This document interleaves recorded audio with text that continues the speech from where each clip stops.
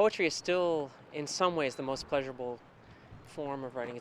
It's a meditative process, and I lose time when I'm writing poetry. A short story really is like an affair. It's very intense, and when it's over, it's over. And maybe you give it up and return to it later, but it's still an affair. There's no illusion that this is something that's going to be going on for years. The novel is the marathon.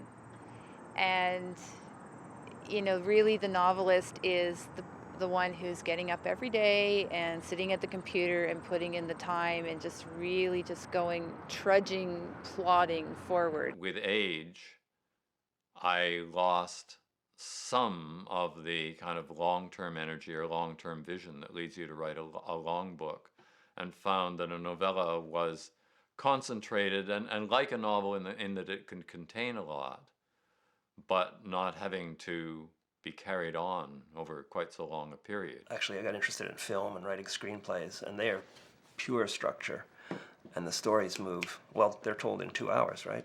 A movie. So it's the most compressed form of storytelling that we have, I think. Travel writing I really love, because travel writing forces you, it puts you in a country or an area or a region, and it forces you to be really observant. You can't just kind of stumble through a city. If you're writing about Saskatoon, you can't just stumble through and go, oh, I went to the airport, went to the hotel, it's boring. And you have to get out there and find out about the city and get in the valley and go over the bridges and check it out. It forces you to be more aware. Non-fiction is a much more analytical process. It involves organisation, analysis, that kind of thing. I find it much easier. Fiction's a lot more fun because anything can happen, and you're not really beholden to any truth or even a semblance of truth. You can just you decide what goes on, and the people could be as ludicrous or not ludicrous as you want. I think short stories are it's not just because they're shorter, but they are easier for me to write. There's a lot more material in the world and inside of me to become a short story than there is to make a novel. I started out intending to write fiction. I had read Hemingway and Steinbeck, and I thought they were wonderful, and I wanted to do something like that. And then poetry happened a little bit by accident. I knew some poets in university, or I knew people who were writing poetry in university. And when I started writing a few poems, it seems to me it was easier for me to get poems published than it was fiction for a while. I loved it when I was writing it. Poetry really meant everything to me at that time.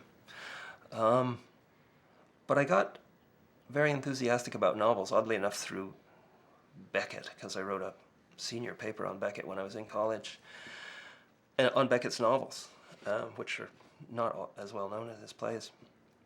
And that got me interested in writing a novel, and that got me away from poetry and into prose. I always wanted to write a novel because I've read a lot of novels, and I think it's as simple as that, really.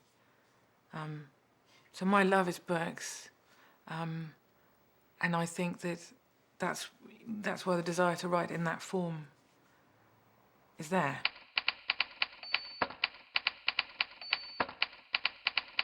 I think that there's the sort of sense that writing comes in these very boxed off, sort of simple categories, and the truth is that something like voice, something like dialogue, something like description, like these are sort of skills that flow through all different genres and all different sort of areas of artistic creation. When someone says, what sort of books do you write? And I go, well, I don't know really.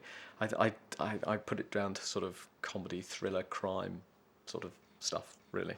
It's difficult to quantify what it is precisely. It seems to cross most genres, but I don't worry about that. For a long time I wrote only poetry, and then some essays, some short fiction, and then when I was about 30, started my first novel. By accident, I wrote a children's story, and I found that the voice that I have when I'm writing a kid's story is very close to my natural voice. The plays were kind of a fluke. That it happened because they were short, and I was experimenting, and it was a way of having a much more immediate connection to an audience. The column is My husband likens it to jamming. It's sort of like practicing, like flexing my muscles once a week, so it's actually wonderful to have a regular gig. When I was working in journalism, radio journalism, I felt schizophrenic actually because I was writing for radio, which seemed a very particular kind of writing for doing documentaries. And on the side, I would be doing my own creative writing. And as I say, I felt split in two. It was very uncomfortable. Over time, I came to see, in fact, that you can be extremely creative when you write for radio, and that kind of detailed, concise, direct, and economical writing that you do for radio can be very good in a story.